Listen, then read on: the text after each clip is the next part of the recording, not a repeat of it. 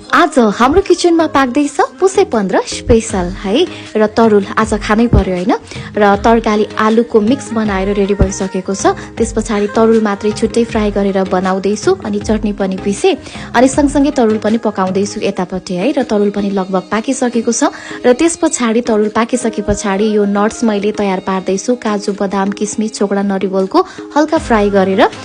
चाम्रे भनौं अब लट्टे अब हैन धेरै रेसिपी हेरेर चाहिँ मैले आफ्नो रेसिपी चाहिँ तयार गरेको छु जसमा चाहिँ घिउ तताए हैन थोरै मेथी फुराए अनि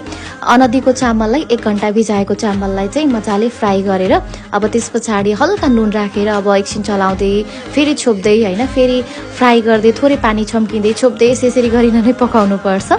र सबै पाकेर रेडी भइसकेको छ। चाम्रे तरुल छुट्टै मिक्स आलुको तरकारी अनि चटनी अनि थोरै डब्बाको अचार मुलाको मोहीसँग हामीले इन्जोय गर्दै छौं।